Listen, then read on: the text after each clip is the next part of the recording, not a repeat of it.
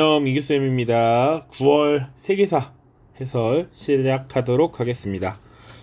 위에 간단하게 이렇게 작성을 해놨는데요. 전반적으로 이제 문명 기본적으로 하나, 그리고 중국사 5개, 일본사 하나, 서아시아에서 2개, 인도에서 하나, 그리고 나머지 절반이 서양사를 차지했습니다.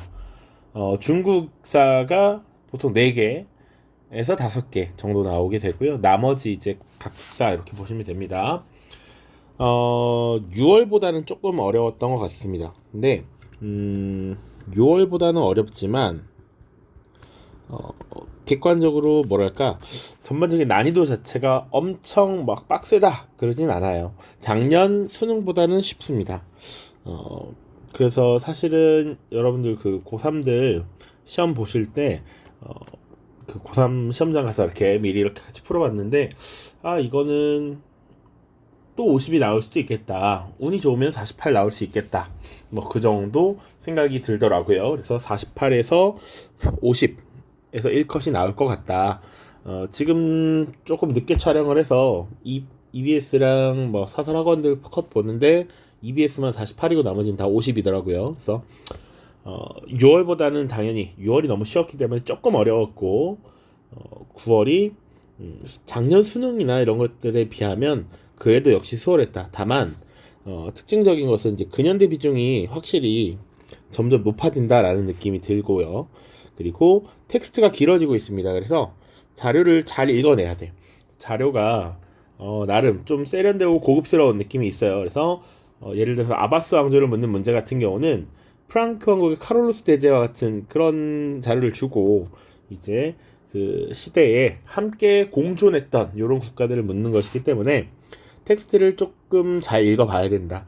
그리고 오스만과 에스파냐의 관계 이런 것도 마찬가지입니다. 그래서 자료를 면밀하게 살펴보는 게 필요하다. 그리고 연도 문제가 마지막 장에 때려 나왔죠. 그리고 국가 간의 관계 이런 것들도 잘 보시면 되겠습니다. 그래서 빠르게 풀어보겠습니다. 가 문명에 대한 설명으로 옳은 것은 이라고 되어 있어요. 자, 문명 1번 고정 문제고 점토를 구워 만든 벽돌 티그리스 강과 유프라테스 강이라고 나와 있죠. 그리고 내신 강의에서는 우리가 같이 항상 얘기하지만 우르의 왕, 수메르, 아카드 이런 것들 다 이미 다뤘습니다. 그리고 쓰기 문자라고 나와 있고요. 자, 그래서 요거 이 티그리스 강과 유프라테스 강이 메소포타미아라는 표현이잖아요. 그러니까 메소포타미아 문명과 관련된 걸 찾으면 되겠죠. 자, 그래서 보기 보겠습니다. 파르테논 신전 하면 바로 그리스가 되겠죠. 그리고 스핑크스라고 하면 이집트. 그리고 정답은 3번입니다. 태음력과 60진법을 사용하였다. 그리고 하라파 등 계획도시를 건설한 것 인도. 그리고 갑골 하면 중국이 되겠습니다. 과거 평가원 기출에서 태양력과 10진법을 가지고 이집트를 물어봤기 때문에 충분히 메소포타미아도 나올 수 있다라는 것을 알 수 있었죠. 자, 다음 2번입니다. 가 도시국가에 대한 설명으로 옳은 것은 이라고 되어 있어요. 전하는 바에 따르면 어쩌고저쩌고 도기 조각이라고 나와 있습니다. 도자기의 조각이에요. 자, 그리고 쭉쭉쭉쭉쭉 밑에 설명 읽어보시면 얼마 뒤 페르시아가 침공하자 그리고 뭐 추방 이런 얘기도 나와 있고요. 가 국가가 에게해 연안 국가들과 결성한 델로스 동맹의 맹주가 되었다라는 데서 이미 끝났죠. 힌트. 그쵸? 바로 아테네에 대한 설명이 되겠죠. 우리 6평에는 스파르타가 나왔는데 이번에는 아테네가 출제가 되었다. 그래서 아테네, 도시국가 아테네에 대한 설명을 찾으면 됩니다. 자, 답은 1번 500인 평야가 운영되었다라는 것이죠. 이 도편 추방제라고 하는 것도 클레이스테네스 때였고요. 그리고 클레이스테네스가 당시 이제 부족제 개편을 통해서 500인 평해라는 것을 새롭게 구성을 했습니다. 그 정도 보시면 돼요. 자, 뭐 물론 여기 이제 도편 추방제 실시 배경 이런 것들 나와 있으니까 가볍게 기출에 있는 내용은 다 꼼꼼히 한번 뜯어보는 게 좋다. 자, 이렇게 아테네로 물어보면 또 나올 수 있는 것 여기 나와 있는 델로스 동맹의 맹주였다라는 것 혹은 클레이스테네스 외에 솔론이라든지 참주 페이시스트라토스라든지 클레이스테네스 페리클레스 있죠.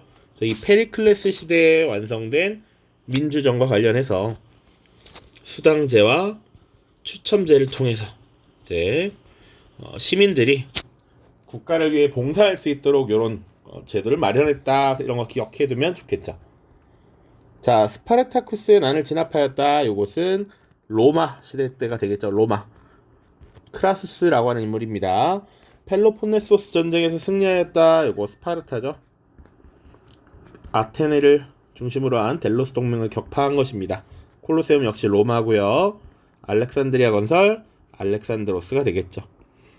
3번 보겠습니다.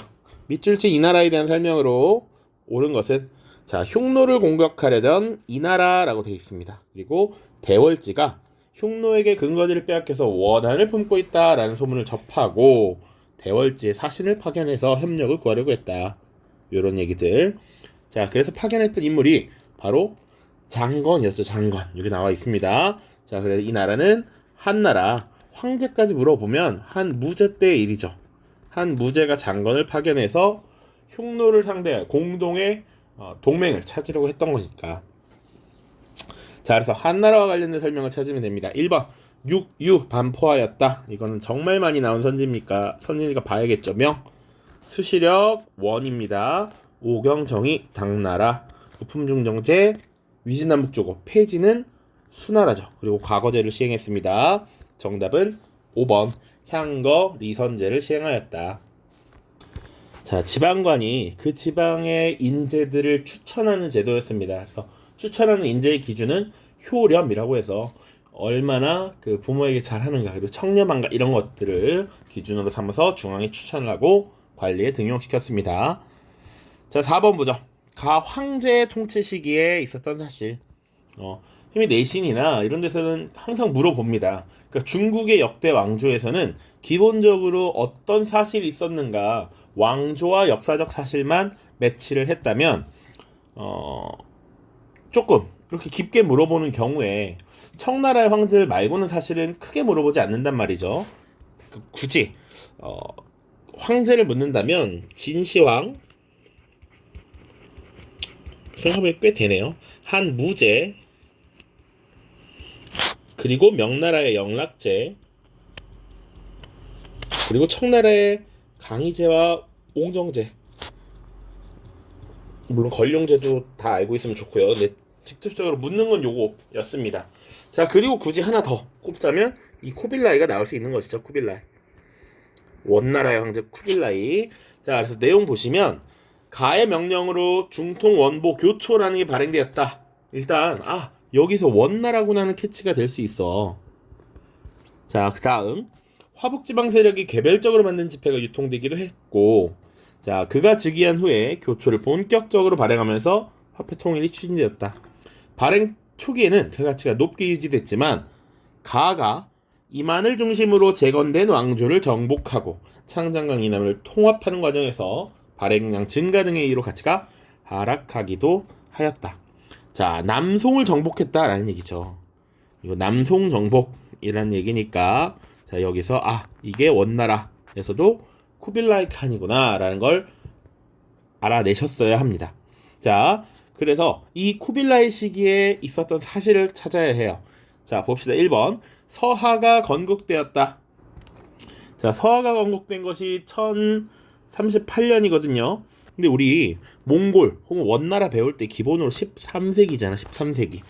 심지어 이 쿠빌라이 하면 기억해야 되는 게 우리 한국사와 연계가 돼 있잖아요. 고려를 사실상 복속시켰고 그리고 이후에 일본 정보를 두 차례 떠나려고 했죠. 그치? 애초에 이게 13세기란 말이야. 13세기. 자, 그러니까 말이 될 수 없다. 자, 수도가 대도로 옮겨졌다. 이게 정답입니다. 이 쿠빌라이는 원나라 수도를 대도, 국호를 원이라고 사용하고 수도를 베이징, 대도로 옮겼습니다. 이게 정답입니다. 3번 만한 병용제. 이건 청나라 때 일이죠. 그리고 아구다가 부족을 통합하였다. 요거는 금나라, 여진족이 세운 금나라입니다. 그 테무치니 칸으로 추대되었다. 요것은 바로 칭기스칸이 되겠죠. 자, 그래서 쿠빌라이, 예전에 쿠빌라이 단독으로 물어본 적도 있습니다. 그러니까 쿠빌라이에 대해서 한 번 더 정리를 해보면 좋겠다. 자, 5번 보시죠. 자, 이 장신구는 에데사 전투에서 발레리아누스를 포로로 잡아 큰 승리를 거뒀던 샤프루 1세의 모습을 담고 있다. 샤프루 1세는 파르티아를 멸망시킨 아르다시르 1세의 아들로, 자, 아들로서 왕을 이어받아 이 왕조의 전성기를 이루었다. 아르다시르 알 필요는 없는데 지금 힌트가 에데사 전투 발레리아누스를 생포했다라는 거, 요거 사실 기출이 있고요. 샤프루 1세 그리고 파르티아 멸망이라고 하는 게 또 힌트가 되겠죠. 바로 사산 왕조 페르시아가 되겠습니다. 자, 그래서 사산 왕조 페르시아와 관련된 정보가 여러 가지가 있는데 사실 가장 많이 출제가 된 것은 조로아스터교를 국교로 삼았다라는 거, 혹은 이슬람 제국에 의해서, 이슬람 세력에 의해서 멸망당하였다. 정통 칼리프 시대 때 침입을 받아서 멸망했다. 이런 것들이 많이 나왔었는데 이제 생소하게 또 다른 걸 물어보고 있는 것이죠. 자, 앞으로의 기출은 계속 그럴 겁니다. 수능도 마찬가지야. 익숙한 주제, 그러나 생소한 선지, 생소한 자료 이렇게 줄 겁니다. 크테시폰을 수도로 삼았다. 자, 2번 티무르 왕조를 무너뜨렸다. 티무르 왕조는 우즈베크인의 침략을 받아서 무너졌습니다. 3번 우르주어 하면 무굴 제국이고요. 인도 아프간족의 침입으로 쇠퇴한 것 사파비 왕조. 자, 그리고 키루스 2세 하면 아케메네스 왕조 페르시아입니다. 파르티아보다 전에 있었던 아케메네스 왕조 페르시아. 자, 6번 보시죠. 이게 뭔가 여러분들이 문제가 일단 양이 많아 보이면 살짝 위축되는 경향이 있어. 근데 잘 보면 은근 대단하지 않다. 자, 가에 들어갈 내용으로 가장 적절한 것은 이라고 되어 있고요. 이 자료는 갑옷을 입고 말을 탄 영웅이 왕세자 샤르를 만나는 모습을 표현한 것입니다. 자, 이 영웅은 적에게 봉쇄되었던 오를레앙의 포위를 뚫고서 왕세자가 왕으로 즉위할 수 있도록 도왔습니다. 자, 샤르는 왕위 계승권과 플랑드르 지방에 대한 지배권을 둘러싸고 약 한 세기 동안 지속된 전쟁을 승리로 이끌었다. 자, 이 전쟁이 벌어진 기간에 유럽에서는 어떤 일이 있었습니다. 사실상 연표 문제를 또 묻고 있는 겁니다. 자, 이 전쟁은 일단 백년 전쟁이고요. 백년 전쟁이 14세기부터 15세기까지 쭉 걸쳐서 일어나죠. 1337, 1453이었습니다. 자, 그래서 선생님이 사실은 학교에서 이 수능을 준비하는 고3 이 수험생들을 대상으로 이제 방과후를 운영을 하는데 중요한 연도가 있으면 좀 알려달라. 그 중에 하나 사실은 예상으로 찝었던 것이 이 백년 전쟁 중에 있었던 일, 이거 물어볼만 하다라는 것이죠. 기존에도 이 중세 유럽에서 이런 문제가 많이 나왔기 때문에. 근데 물론 선생님이 찍기는 프랑스에서 있었던 농민반란, 자크리의 난이나 와트 타일러의 난이 나올 수도 있겠다, 이렇게 얘기를 했는데 그것을 벗어나는 다른 게 나왔죠. 한번 보도록 합시다.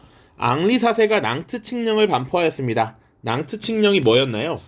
당시 프랑스에서 위그노들이 지금 신교의 자유를 달라라고 하면서 들고 일어났던 것이죠. 그래서 당시 앙리 4세가 신교들에게, 프랑스 내에 있는 신교들에게 종교적 자유를 인정한 것이었습니다. 1598년이었습니다. 자, 이 종교개혁 파트, 종교개혁과 종교전쟁 파트도 연표로서 가나 시기 사이에 있었던 일, 혹은 이런 식으로 오늘 이 문제처럼 연표를 통해서 물어볼 수 있을 것이다. 자, 2번 교황과 황제가 보름스 협약을 맺었습니다. 1122년의 일이죠. 1122년 당시 교황 자카리아스와 당시 하인리 5세가 서인권 문제를 이제 협의하고 정리한 사건이었습니다. 3번 로마와 아비뇽에서 교황이 각각 선출되었습니다. 요게 교회 대분열 시기예요. 교회 대분열. 그래서 아비뇽 유수가 끝나고 그 다음 해인 1378년부터 대략 1418년 콘스탄츠 공의회로 이 교회 대분열이 종결될 때까지입니다. 자, 그래서 요게 지금 정답이 됩니다. 백년 전쟁 도중이야. 자, 원래는 아비뇽 유수라고 하는 사건이 있었죠. 아비뇽 유수.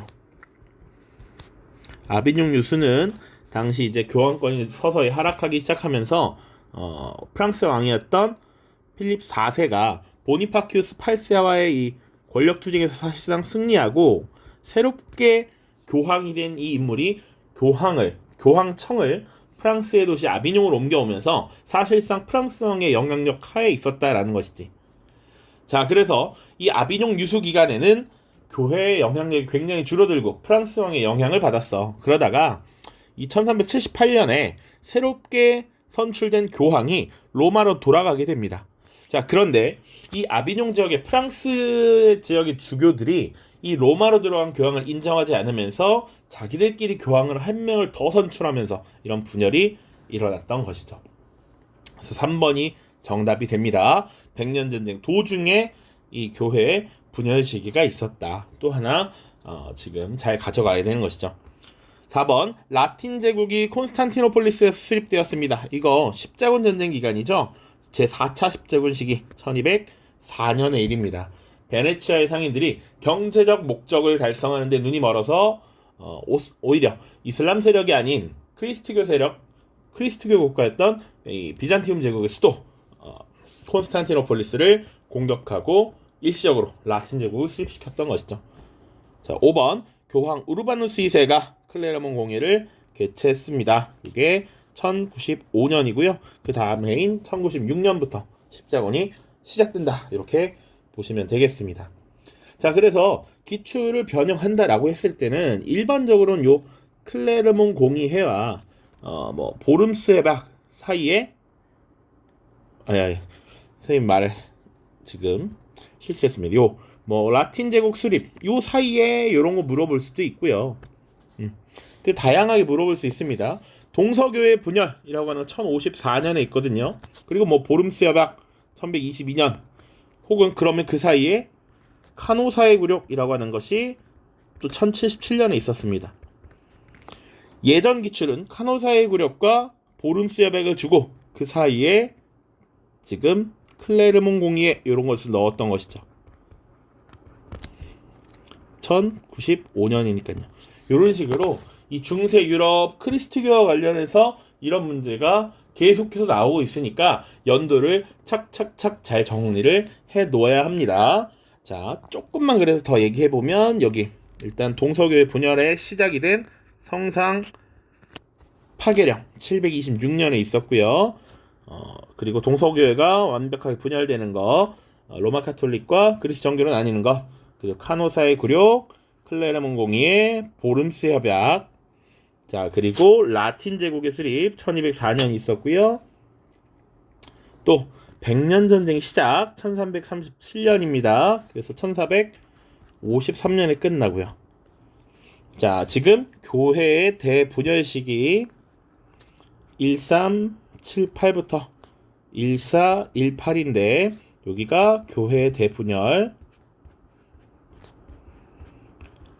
그리고 선생님이 수업 때 원래 얘기를 많이 하는 건데 이 중간에 농민 반란이었던 프랑스의 자크리의 난이라고 하는 거 1358년에 있고요.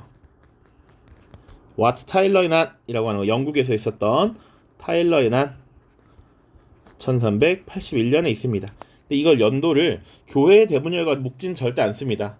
절대 묶진 않을 거고 자크리의 난이나 와트 타일러의 난은 백년 전쟁 사이에만 물어볼 겁니다. 그러니까 무지성으로 묻지 않아. 일단 주제가 있어야 돼. 주제. 하나에 관통하는 주제가 있어야 돼. 그 주제 내에서 보통 물어보는 겁니다. 자, 오케이. 다음 문제 보시죠. 7번입니다. 미츠치 막부 시기에 있었던 사실로 옳은 것은 자, 요 엥겔베르트 캠퍼 21년 수능인가에 나왔었던 자료죠. 되게 생소했던 자료였는데 지금 보시면 네덜란드 동인드 회사의 상관장 일행의 행렬을 묘사한 것이다.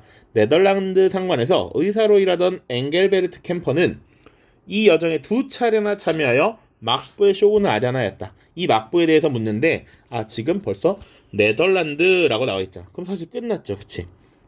바로 에도 막부 시기죠. 에도 막부 시기.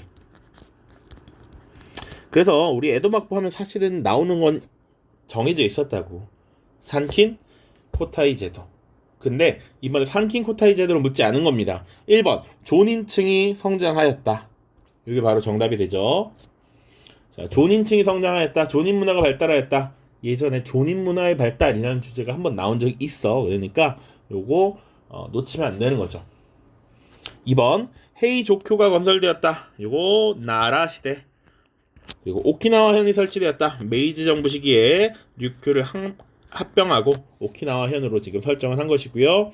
다이카게 신이라고 하면 야마토 정권, 이와쿠라 사절단, 메이지 정부가 되겠죠. 자, 그래서 일본사가 안 나올 수도 있지만 한 문제가 나온다면 이 에도 막부 혹은 메이지 정부 시기를 명확히 구분을 하는 게 중요합니다. 가장 많이 나오는 건 이 두 가지 카테고리가 될 거예요. 8번입니다. 가 국가에 대한 설명으로 옳은 것은 내가 먼 항해를 통해 역사적 첫발을 내딛고 고국으로 돌아온 지도 벌써 수년이 지났네. 사람들은 내가 유럽인 중에서 아프리카 남단의 희망봉을 돌아 향신료가 풍부한 나라로 가는 항로를 처음 개척했다고 칭송하고 있어. 자, 그리고 캘리컷 북은 이렇게 나와 있고요. 선원 한 명을 보냈는데 그가 유럽 언어를 구사하는 튀니스 출신 이슬람교도를 데려왔어. 나는 이 조국 가와 멀리 떨어진 이국에서 익숙한 언어를 듣고 크게 놀랐다네. 지중해 이슬람교도들이 이미 상업활동을 벌이고 있던 그곳에 우리는 그제서야 갈 수 있었던 것이지. 자, 그래서 여기 보면 희망복만 나왔으면 바로 누굽니까? 희망복만 나오면 바르톨로메오 디아스죠. 근데 지금 보면 향신료가 풍부한 나라로 가는 항로까지 개척했대. 그리고 캘리컷 이거 나오면 바로 바스쿠 다가마가 될 거고요. 그리고 바스쿠 다가마의 항해를 후원한 이 국가, 이 조국 바로 포르투갈이죠. 포르투갈. 우리 바 형제는 포르투갈이라고 선생님이 얘기했습니다. 자, 그래서 포르투갈에 대한 설명을 찾으면 돼. 지금 신항로 개척 자료를 줬고요. 그리고 이 포르투갈이 어떤 일을 했는가를 찾아야죠. 1번입니다. 선지는 지금 거의 제국주의 선지로 주고 있어요. 하와이 제도를 찾아야 했다. 요거 미국이 되겠죠. 미국. 자, 미국이 이 하와이 제도를 병합함으로써 1897년 미국의 영토로서 편입이 됩니다. 캄보디아를 식민지배하였다. 우리 동남아 세계 대표적인 여행을 많이 가고 싶어하는 청년들이 좋아하는 나라 베트남, 라오스, 캄보디아 이 동남아시아 지역 인도차이나 연방을 만들었던 거 바로 프랑스가 될 거고요. 호르무즈, 마카오를 교역 거점으로 삼았다. 요게 정답이 되겠습니다. 호르무즈, 마카오 혹은 물라카까지 나오면 이거 포르투갈이구나. 자, 4번 벵골 지역을 동서로 나누는 분할령 영국이고요. 리비아를 중심으로 북아프리카 식민지를 건설하였다. 이탈리아가 되겠습니다. 다음 자료에 나타난 국왕의 제2시기에 있었던 사실로 옳은 것은 자, 이 국왕이 누군지를 알아봐야겠죠. 우리는 종교와 자유를 수호하기 위해 국왕과 전쟁을 벌여 승리하였습니다. 지난 세월 자의적 과세를 일삼던 국왕은 자신의 권력을 위해 죄 없는 사람들이 피를 흘리게 하였고 이에 왕당파가 동조하면서 종교와 자유가 위협받았습니다. 내전 중에도 평화를 위한 제안을 여러 차례 했으나 국왕이 거부했고요. 신과 신에게 충직한 자들을 위하는 마음으로 우리는 결국 국왕을 처형하였고 영국에서 왕정을 무너뜨렸습니다. 요게 가장 큰 힌트가 되겠죠. 자, 여기서 국왕 찰스 1세입니다.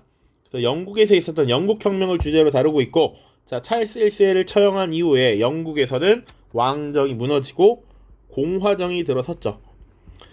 그래서 공화정을 이끌었던 크로멜이라고 하는 인물 우리가 들었잖아. 이 크로멜이 일종의 독재를 하는 호국경에 취임하면서 독재가 추진되었고 나중에 다시 찰스 2세가 올라서는 이런 왕정 복고도 이루어진다.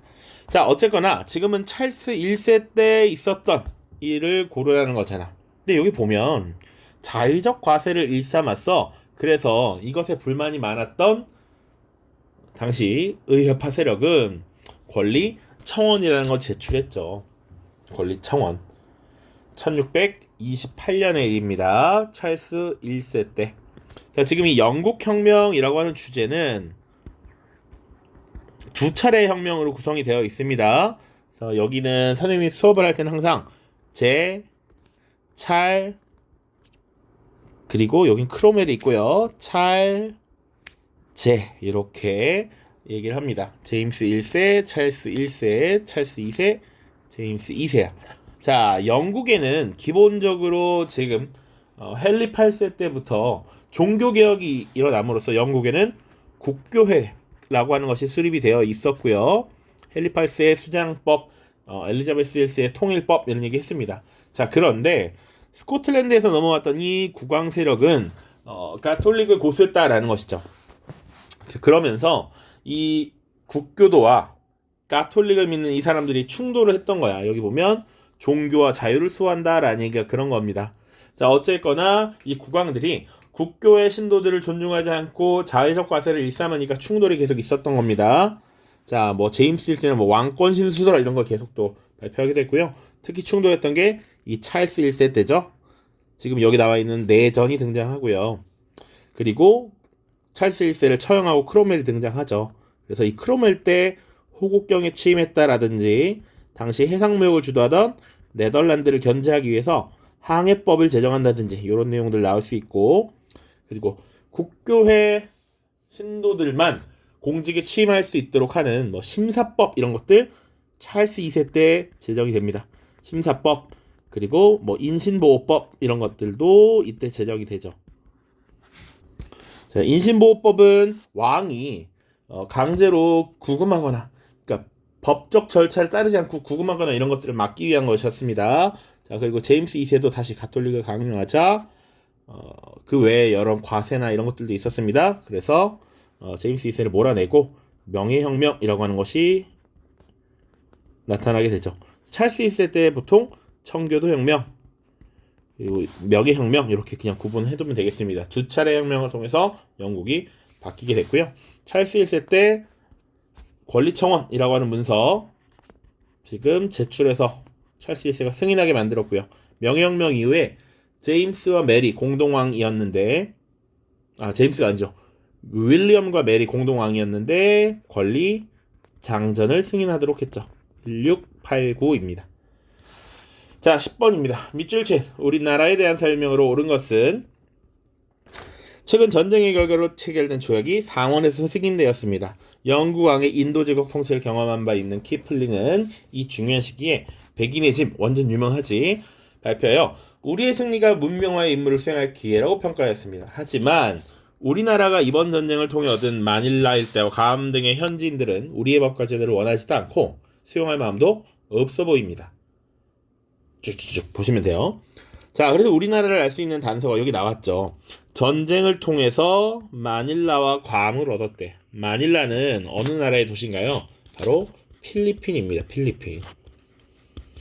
자, 그래서 이번 전쟁은 미국과 에스파냐의 전쟁입니다.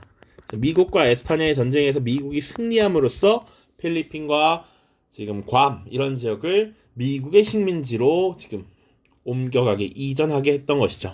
자, 그래서 우리나라는 미국입니다.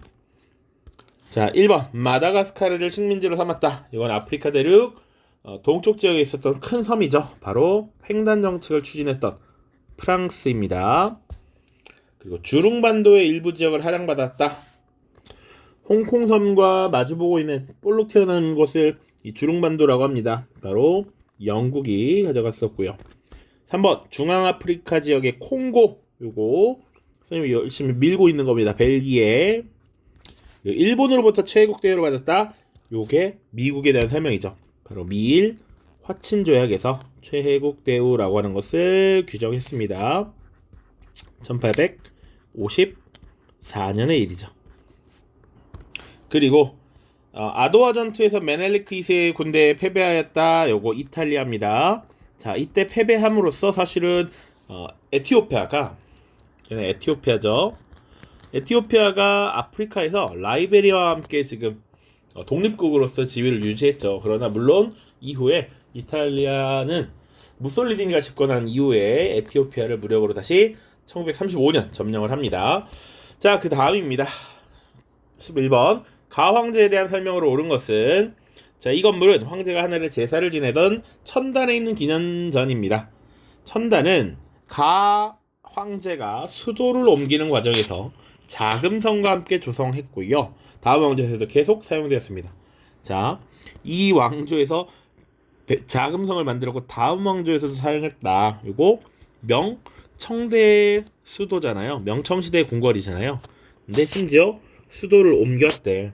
이거 바로 명나라 때고, 명나라 중에서 누굽니까? 수도를 옮긴 거 영락제죠.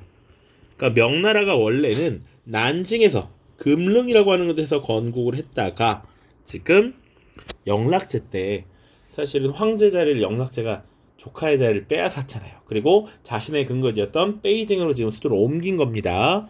자, 나머지는 텍스트 밑에 읽어보시면 되고요. 그래서 영락제구나 라는 거 아시면 돼.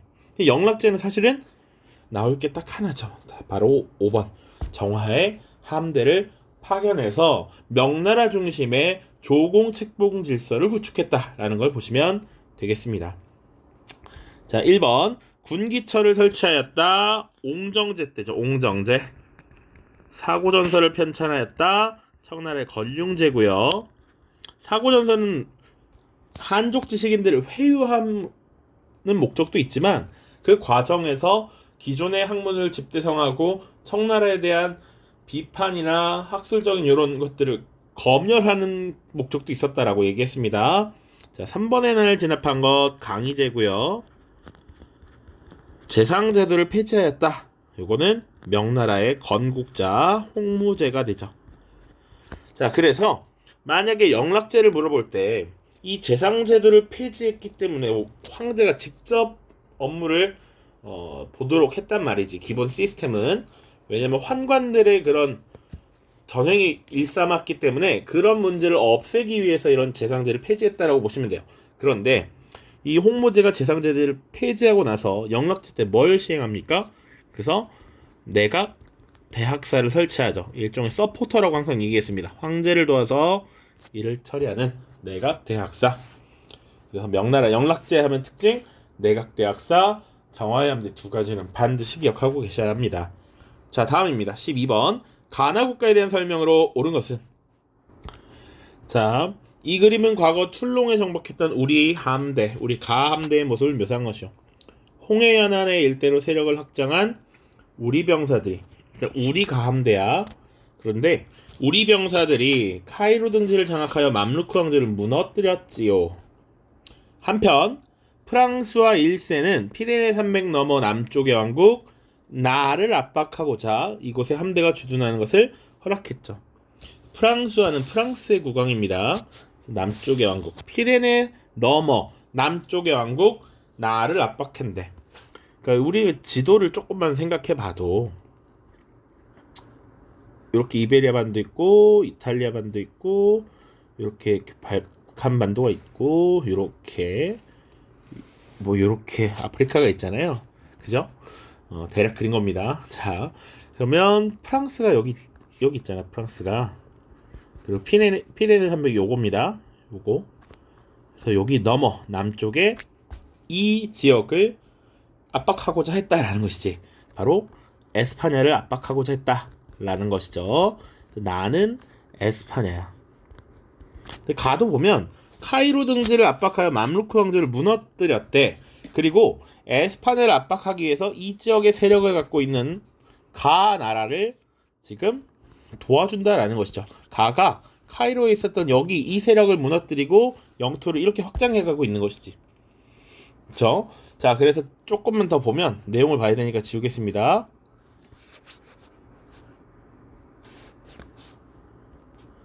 자, 프랑스와에서는 툴롱의 성당에서 우리 함대의 선원들이 매일 5번씩 예배하고 교역 활동을 벌이는 것을 허용하는 등 파격적으로 후원했다고 하고, 반면 아우크스부르크 화의가 맺어진 지 10여 년이나 지난 오늘날에도 나의 국왕은 네덜란드 지역을 통치하면서 가톨릭 강요 정책을 펼쳐 격렬한 저항에 직면해 있다고 하고, 나가 누군지 확실해졌지?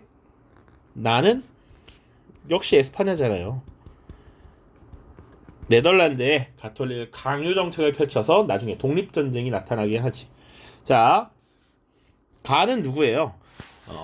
셀림 1세 때 맘루크 황제를 무너뜨리고 에스파냐에 건너 이 이슬람 세력으로서 프랑스 세계를 아니야 에스파냐 세계를 이베리아 반도를 위협할 수 있었던 존재 바로 오스만 제국이 되죠. 아까 그 지도를 잘 보면 됩니다. 자, 그래서 지금 오스만 가는 오스만 나는 에스파냐니까 이 두 나라의 관계가 어때? 라고 물어보는 거야. 자, 보시죠. 1번 알자스 로렌 지방을 병합하였다. 요거는 주로 프랑스와 프로이센이 계속 나오는 얘기입니다. 이 두 나라의 관계에서 이 얘기가 많이 나와요.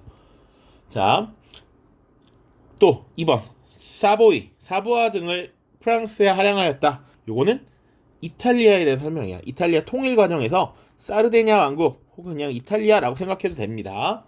3번 오스트리아와의 전쟁을 통해 슐레지엔을 장악하였다. 요거 프로이센에 대한 설명이죠. 7년 전쟁이라고 하는 것. 그리고 이집트를 보호국으로 삼고 수에즈 운하를 차지한 건 영국이고요. 바로 정답은 5번이죠. 지중해 해상권을 둘러싸고 레판토에서 격돌하였다. 그래서 에스파냐가 이끌었던 신성 동맹의 함대 그리고 오스만 제국의 함대가 레판토에서 이제 그리스 지역의 앞바다였던 레판토에서 충돌을 하게 됩니다. 자, 13번입니다. 자, 일본 군부는 기억 니은 사이의 관계예요. 이런 것들 많이 나올 수 있습니다. 자, 일본 군부는 인도차이나 반도에 대한 침략들을 노골적으로 드러내고 있고요. 이런 상황에서 우리나라에 수립된 이 나라의 망명 정부는 인도차이나 반도에 대한 실질적 지배권을 여전히 주장하고 있습니다. 자, 그리고 우리는 망명 정부를 무조건적으로 지지하기보다는 패탱이 이끄는 정부의 우호적 입장을 잠정적으로 표명하는 것이 향후 우리의 국익과 전략에 부합할 것으로 판단됩니다. 자, 잘 보시면 돼요. 자, 일본이 인도 차이나 반도를 침략하려는 상황, 그리고 우리나라가 지금 뭔지 모르겠지만 이 나라 망명 정부가 들어서 있고 인도 차이나 반도에 대한 실질적 지배권을 여전히 주장하고 있대. 과거에 이 인도 차이나 반도를 식민 지배했었다라는 것이죠. 그러니까 니은은 바로 프랑스고, 그리고 심지어 망명 정부를 지지하기보단 패탱이 이끄는 정부를 우호적으로 받는 것이 좋겠다라는 이런 내부적 입장을 냈다는 거지. 패탱은 당시 2차 대전 당시에 독일에게 사실 프랑스가 침략당하고 나서 사실상 일종의 괴뢰 정부 비시 프랑스가 수립이 됐단 말이죠. 이 비시 프랑스의 국가 수반이었다라고 알고 계시면 됩니다. 패탱. 그래서 어쨌거나 지금 니은이 프랑스구나라는 것이죠. 그리고 실제로 이 드골과 같은 인물들은 이 국가를 지켜내기 위해서 영국의 당시 망명 정부를 수립해서 독일에 저항하는, 끝까지 저항하려는 이런 모습을 보였지. 그래서 여기서 뭐 레지스탕스 이런 얘기들이 많이 나왔잖아요. 그러니까 지금 영국과 프랑스의 관계를 찾는 것이죠. 가장 일반적으로 물어봤다면 항상 그런 거 물어봐요. 파쇼다 사건 혹은 플라시 전투 이런 걸 물어볼 수 있다고. 그런데 또 새로운 것을 물어보고 있죠. 1번입니다. 미드웨이 해전에서 격돌하였다. 미드웨이 해전 2차 대전 당시에 미드웨이 해전에서 격돌한 건 미국과 일본이죠. 1942년입니다.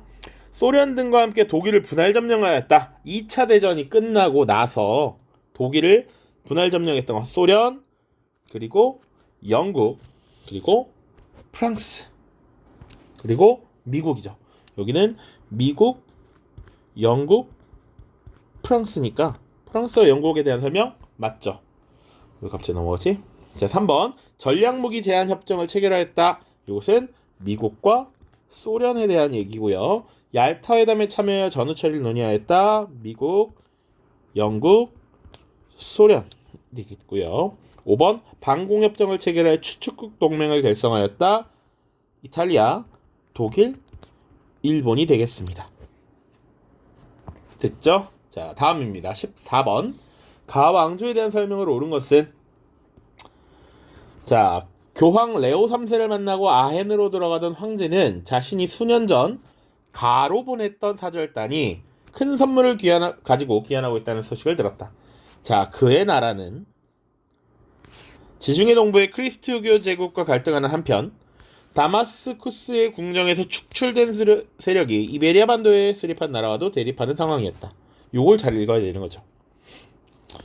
자, 가와의 협력을 모색하기 위해 사절단을 파견했던 것이다. 가의 영토는 서쪽으로는 북아프리카 일대에서 동쪽으로 카불 너머까지 이르렀고, 더 중요한 힌트, 수도는 알 만수르가 원형의 계획 도시로 조성하였으며 세계의 시장이라 불렸다. 요거 바그다드에 대한 설명이죠. 바그다드. 요거는 기출에서도 여러 번 나왔다. 학평에도 나왔고요. 자, 그리고 여기 잘 보면 지중해 동부의 크리스트교 제국과 갈등하고 있대. 지중해 동부에 있는 크리스트교 제국 뭡니까? 우리가 알고 있는 거 바로 비잔티움 제국이죠. 비잔티움 제국과 계속 대립을 하고 있는 왕조이고, 잘 보면 다마스쿠스의 궁정에서 축출된 쫓겨난 세력이 이베리아 반도에 수립했대. 그러니까 이 다마스쿠스의 궁정이라고 하는 건 원래는 우마이야 왕조잖아. 그러니까 우마이야 왕조를 밀어냈고, 그래서 그 뒤에 이베리아 반도에 수립한 후 우마이야 왕조와 대립하고 있는 상황이죠. 그러니까 이 바그다드에 수도를 했다라는 걸 알면 가장 쉽고요. 그 이후에 우마이야 왕조를 몰아내고 비잔티움과도 충돌, 그리고 후 우마이야 왕조와 충돌이니까 이것은 바로 아바스 왕조가 되는 거지. 아바스 왕조. 자, 그래서 아바스 왕조에 대한 설명을 찾으면 됩니다. 자, 발칸반도 대부분을 지배하였다. 요거는 뭐 비잔티움 제국의 설명도 될 수 있고요. 또 원래 이 선지의 메인 주인은 누구냐면 바로 오스만 제국입니다. 오스만 제국. 발칸반도 대부분을 지배하였다. 이스마일 1세에 수립되었다. 사파비 왕조고요. 코르도바를 중심으로 발전하였다. 이게 후 우마이야 왕조. 자, 그리고 훌라구에 의해 수도가 점령되었다. 훌라구 울루스 몽골 세력의 침입으로 아바스 왕조 무너졌죠. 셀주쿠 세력도 몽골 세력의 동아시아에서 남송 세력이 훌라구에서 아바스 왕조가 무너졌단 말이지. 4번이 정답이고요. 우즈베크인의 침공으로 멸망한 거 티무르이죠. 티무르.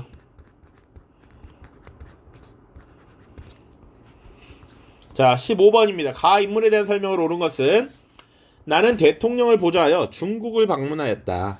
저원라이의 환대를 받았고 나는 가와의 정상회담장에서 배석할 수 있는 기회를 얻었다. 자, 일단 중국의 대장이라는 거잖아. 자, 국민당군을 몰아내고 테난먼 위에서 새로운 공화국의 수립을 선포한 가. 그럼 이미 끝났어. 그쵸? 바로 마오쩌둥입니다. 마오쩌둥이죠. 자, 그리고 보면 토지개혁과 각종 국외 정책을 단행했다. 어쩌고저쩌고. 그리고 미국과 중국 간의 국교 수립을 위한 소중한 첫걸음. 미국과 중국과 교류할 때 1972년 이제 외교가 다시 시작되는 이런 시기였죠. 집권자 마오에 대해 묻는 겁니다. 자, 1번 민보 발간사를 통해 삼민주의라고 하면 바로 순원이고요. 2번 혁명파를 탄압하고 황제제도 부활, 바로 위안 스카이. 3번 경제특구 설치, 개혁개방, 덩샤오핑이죠. 그리고 4번 군벌타도를 위한 북벌에 나서서 국민혁명을 완수하였다. 장제스. 정답은 바로 5번입니다.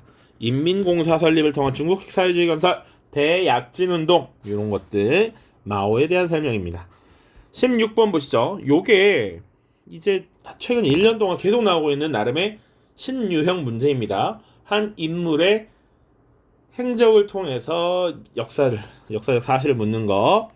자, 밑줄 친 황제 재위 시기에 볼 수 있는 모습으로 가장 적절한 것은, 자, 1번 보면 라지푸트 지역을 정복한 황제를 도와서 아그라 인근의 건설 사업을 주도하고 염료 산지에 관심을 갖게 된. 2번 쭉쭉쭉 인더스강 하류로 옮겨 메카로 수출하는 것을 지원함.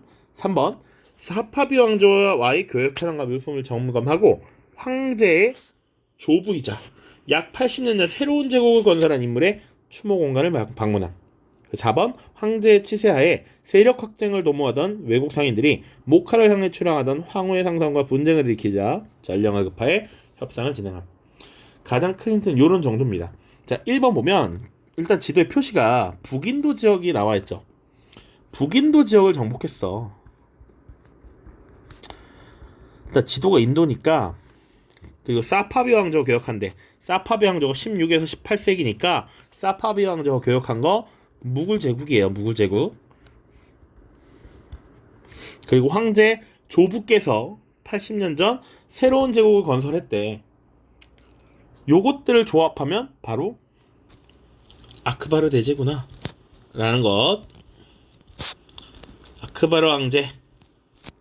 자, 그래서 이 무굴 제국 하면 사실은 황제 이름이 한 4가지 정도 나옵니다. 건국자, 바부르, 그리고 아크바르, 그리고 샤자한, 그리고 아우랑제부입니다. 그래서 아우랑제부가 사실은 많이 나왔었죠. 아우랑제부는 근데 영토상 이 데칸권을 넘어서 이남 지역을 확보해서 최대 영토를 가지게 되었지. 자, 그리고 정복지에게 다시 지지야를 부과하고 자신들의 이슬람 제일주의를 지향했습니다. 반면 아크바르는 비이슬람 교도들에 대한 관용 정책을 펼쳤고요. 그래서 지지야를 폐지했습니다. 자, 아크바르에 대한 설명을 찾는 것이었어요. 답은 2번입니다. 지지야 폐지 조치를 환영하는 비이슬람 교도. 자, 1번 마라타 동맹의 반란. 마라타 동맹이라고 하는 거, 다른 종교에 대해서 관용적이지 못했기 때문에 이슬람 제일주의를 지향했기 때문에 이런 게 일어났다라고 생각하면 돼. 아우랑제부입니다. 자, 고르 왕조를 정벌하기 위해 출정하는 병사. 자, 요거는 우리 인도사를 쭉 다룰 때 우리 요렇게 배우죠. 마우리아 왕조, 쿠션 왕조, 굽타 왕조, 그리고 인도의 이슬람화라는 거 다룹니다. 이슬람화. 왜 그랬느냐? 이슬람이 7세기에 만들어지고 나서 8세기부터 점차 인도의 이슬람화가 이루어진다. 이슬람이 확산되면서, 자, 이때 인도의 이슬람 왕조가 들어서죠. 바로 가즈니 왕조. 그리고 12세기가 되면 구루 왕조가 등장하고요. 그 다음에 이 구루 왕조를 무너뜨리고 델리의 수도를 둔 5개의 왕조가 연속하여 등장합니다. 이것을 델리 술탄 왕조라고 하고요. 이것을 무너뜨리는 게 무굴 제국입니다. 자, 그래서 이 구르 왕조라고 하면 12세기, 보통 12세기, 13세기 초라고 보시면 되겠습니다.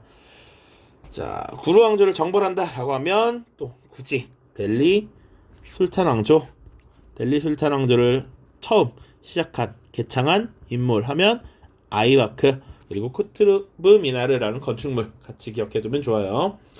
데칸권을 넘어 남인도 대부분을 정복하는 장군 아우랑제부식이고요.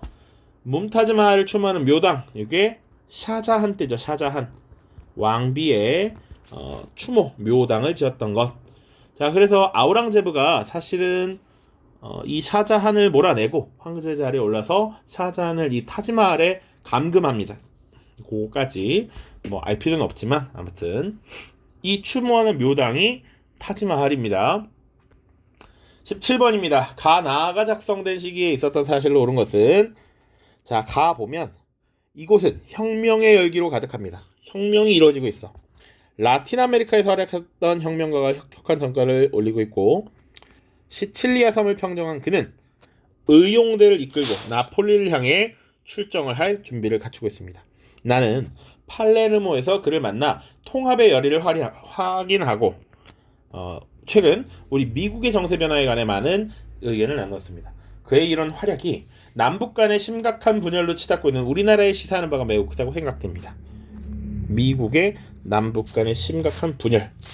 자, 대략적인 시대를 지금 파악할 수 있는 힌트들이 다 나왔습니다.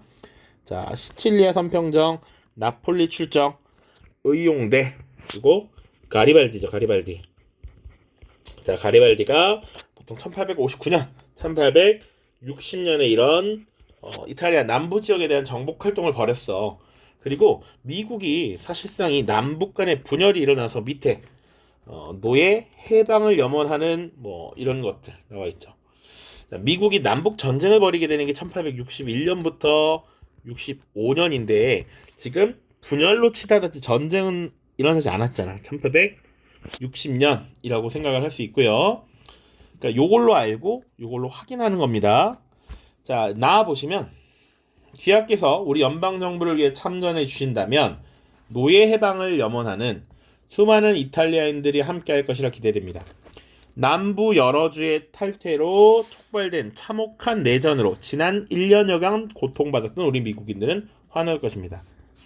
자, 1년 전에 내전이 시작됐어. 그러니까 1861년에 내전이 시작됐으니까 이거 1862년인 겁니다. 되게 촘촘하게 지금 물어보고 있어요. 오케이? 자, 그래서 가, 나가 작성된 시기 사이에 있었던 일로 옳은 것은이야. 보기 보죠. 1번 루이 필리프가 퇴위하였다. 자, 루이 필리프가 누구냐라고 했을 때 7월 혁명의 결과 즉위한 인물이죠. 7월 혁명. 1830년에 프랑스에서 이 샤를 10세의 이런 압제적인 정치에 들고 일어났던 프랑스의 7월 혁명. 이 7월 혁명의 결과 루이 필리프라는 인물이 즉위를 했는데 당시 2월 혁명 때 루이 필리프가 퇴위하게 되죠. 1848년입니다. 당시 7월 혁명 이후에 이 루이 필리프에 의해 새롭게 등장한 왕정이 보수화되어 있기도 하고요. 그리고 하층민들이 노동자들 그리고 이런 낮은 하층민들이 선거권을 확대해달라라고 요구를 하면서 들고 일어난 것이었지. 자, 그래서 이 2월 혁명의 결과 왕정이 무너지고 공화정이 수립되면서 제2 공화정이 등장합니다. 그때 공화정의 대통령으로서 즉위한 것이 나폴레옹의 조카였던 루이 나폴레옹이었고 이 루이 나폴레옹이 나중에 나폴레옹 3세로 황제에 즉위하게 되는 이런 모습이 나타나죠. 자, 2번 이탈리아 왕국이 수립됐다. 이게 정답이죠. 1861년입니다. 그래서 이 가리발디가 시칠리아 섬을 평정하고 나폴리를 정복한 이후에 사르디냐 왕국에 이것을 헌납하게 되죠. 그러면서 나름 통합 이탈리아 왕국이 수립되었다. 3번 요거 생소했을 텐데 선생님 교재에는 원래 다 있습니다. 미국에서 대륙횡단철도가 개통되었다. 1869년이에요. 자, 4번 제1차 선거법 개정 1832년이죠. 이제 부패 선거 문제를 해소하고 일부 상공업자들에게 일부 소수 이제 자산가들에게 투표권을 더욱더 확대했던 일입니다. 자, 그래서 나중에 1838년 노동자들이 선거권 확대를 요구하면서 차티스트 운동을 벌이게 되는 거지. 5번 빌헬름 1세가 독일 제국의 성립을 선포하였다. 독일 제국이라고 하면 프랑스와 프로이센의 전쟁이 끝나고 나서 1871년에 당시 베르사유 궁전에서 빌헬름 1세가 황제 즉위식 독일 제국 선포식을 벌이게 되죠. 그렇게 기억을 하시면 되겠습니다. 자, 18번 밑줄친 봉기에 대한 설명을 옳은 것은 짜르는 봉기를 일으킨 반란 세력을 진압하여 질서를 회복한다는 명분으로 군대를 보내 영국, 프랑스 등과 함께 연합군을 이루어 무고한 민간 일들을 학살하였다. 독일 제국주의 세력에 침탈당한 산둥성에서 시작된 봉기는 화북 일대로 확산하여 수도의 외국 공사관 등을 공격 대상으로 삼았다. 그들은 왜 유럽인들과 유럽 문명을 공격하는가? 겉으로는 크리스트교 확산을 내세우며 속으로는 이익을 침탈하는 유럽의 자본가들을 그들이 어찌 증오하지 않을 수 있겠는가? 이 봉기를 자세하게 설명하고 있습니다. 바로 의화단 운동이죠. 자, 1899년부터 시작해서 신축조약이 맺어진 1901년까지 쭉 이어집니다. 자, 그래서 의화단 운동과 관련된 설명을 찾으면 돼요. 1번 오사운동의 영향으로 일어났다? 전혀 아니죠. 오사운동 훨씬 뒤잖아. 이 오사운동은 일본의 21개조 요구에 대한 무비판적 수용 그리고 한국에서 일어나는 민족주의 운동이었던 3.1운동의 영향을 받았다. 이렇게 볼 수 있죠. 자, 오사운동의 영향을 받아서 중국에서는 어떤 일이 일어납니까? 1차 대전의 결과 체결한 이 베르사유 조약에 중국 정부가 조인을 하지 않습니다. 도장을 찍지 않아요. 우린 그거 받아들일 수 없다. 이거 너무 잘못된 조약이다 라고 할 수밖에 없었던 것이죠. 2번 제1차 국공합작 1924년이었습니다. 군벌 세력을 타도하기 위해서 국민당과 공산당이 힘을 합쳤던 일이에요. 3번 백년교 계통의 단체를 중심으로 전개되었다. 이게 정답이죠. 백년교 개통 혹은 플러스 물어볼 수 있는 거 신축 조약이 체결되었다. 혹은 베이징에 외국 군대가 주둔하게 되었다. 이런 내용들이 들어갈 수 있다. 4번 러시아가 연해주를 획득하는 거 1860년 베이징 조약이죠. 베이징 조약. 러시아가 2차 아편전쟁을 치렀던 청나라와 영국, 프랑스를 중재하는 과정에서 연해주를 획득합니다. 5번 영국과 청이 난징 조약을 체결하는 계기가 되었다. 1840년부터 진행된 1차 아편 전쟁이 되겠죠. 그 위에 건 베이징 조약이니까 2차 아편 전쟁이고요. 다음 19번 봅시다. 밑줄 친 기억 시기에 볼 수 있는 모습으로 가장 적절한 것은, 자, 내용 보시면 상트페테르부르크에서 노동자 병사들이 재정을 무너뜨린 이후 수립된 임시정부는 올해 4월 9일 지난 3년 동안 전개된 전쟁에 대한 입장을 발표했습니다. 내용은 다음과 같습니다. 동맹국 측은 최근 우리 사이에 불화를 일으키려고 했으며 본 임시정부가 자신들과 평화조약을 체결할 것이라고 주장하지만 그것은 터무니없는 소문에 불과합니다. 본 정부는 전쟁 승리를 위해 협상국과의 공동투쟁을 지속할 것임을 선언합니다. 여기 문제의 킬포가 사실 여러 개 있어요. 자, 노동자와 병사들이 재정을 무너뜨렸다. 이거 러시아 혁명입니다. 러시아 혁명. 우리가 러시아 혁명이 일어난 연도는 알고 있어야 해. 1917년입니다. 그리고 이 러시아 혁명은 3월 혁명과 11월 혁명이 있죠. 자, 그래서 이 3월 혁명을 통해서 지금 재정을 무너뜨렸는데 새로 성립된 임시정부가 전쟁을 지속한다고. 지속. 자, 이런 전쟁 지속 그리고 이런 제대로 된 개혁이 이루어지지 않는다라는 생각이 드니까 다시 한번 일어나는 게 11월 혁명이었단 말이야. 지금 요거는 3월 혁명을 얘기하고 있는 것이죠. 그런데 사실은 지금 이걸 묻는 건 아니고 지난 3년 동안 뭐가 있었느냐라고 물어보는 거잖아. 1917년부터 지난 3년 동안. 근데 이 해가 딱 제1차 세계대전이 있었던 해잖아요. 요거 찾아보라는 얘기야. 근데 조금 더 설명하면 지금 임시정부가 전쟁 승리를 위해 협상국과의 공동투쟁을 지속한다라고 돼 있어. 근데 사실은 내용 잘 보면 동맹국 측에서 평화조약을 체결할 것이라고 주장한다. 그래서 이 11월 혁명, 볼셰비키 혁명이 일어난 이후에 실제로 1918년에 독일과 러시아가 브레스트 리토프스크 조약을 체결하죠. 그거까지. 자, 1번입니다. 터키 공화국. 오늘날 튀르키예 터키 공화국 수립을 선포하는 정치인 1923년 무스타파 케말. 이런 인물 기억하면 좋겠죠. 2번 타이완 할양 등을 규정한 조약에 서명하는 청나라 대표. 이거 무슨 조약입니까? 시모노 세키 조약이죠. 1895년입니다. 레닌에게 신경제정책 추진 현황을 보고하는 관리. 1921년의 일입니다. 소련이 결성되기 직전 러시아의 공산주의 경제정책을 추진한 것이었죠. 11월 혁명 이후입니다. 오스트리아 헝가리 제국과의 전투를 지휘하는 세르비아 장교. 요게 정답이 되겠죠. 동맹국 측이었던 오스트리아 헝가리 제국과 당시 이 반대 측에 있었던 세르비아와의 전쟁이라는 거.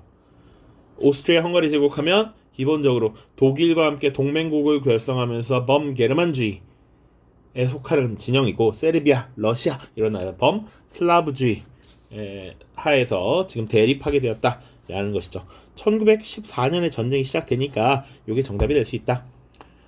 자, 5번 단체 교섭권 등을 보장한 와그너법 통과 소식. 이 와그너법이라는 거 하는 거 연도를 몰라도 되는데 35년입니다. 기본적으로 이 와그너법이라고 하는 것은 미국에서 일어난 대공황을 극복하기 위해 추진된 여러 정책 중에 하나잖아. 자, 이 미국이 대공황을 극복하기 위해서 뉴딜 정책이라고 하는 것을 실시하죠. 이 뉴딜 정책을 추진했던 미국의 당시 정부가 루즈벨트 정부입니다. 프랭클린 루즈벨트 정부고, 이 루즈벨트가 1933년에 집권을 한단 말이지. 그러니까 사실 이 1차 대전과는 전혀 관계가 없다. 마지막 20번입니다. 선생님도 요거를 학교에서 먼저 솔직히 풀면서 이거 연도가 뭐였지? 라고 자꾸 생각하게 됐어요. 잘 보시면 베를린 장벽이 무너졌다. 베를린 장벽은 지난 28년간 고립과 분단의 상징으로 여겨졌다. 그러니까 베를린 장벽이 무너진 건 당연히 알아. 이거 1989년이요. 28년간 아니면 1961년을 물어보는 겁니다. 그런데 이 시기에 있었던 사실을 골라야 되는데 선생님도 이게 생각이 안 나는 겁니다.